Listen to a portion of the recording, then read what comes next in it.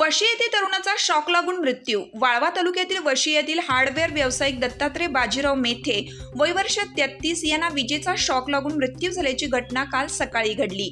या घटनेने सर्वत्र हळहळ व्यक्त होत आहे। या घटनेची नोंद कुरळप पोलीस ठाण्यात झाली आहे।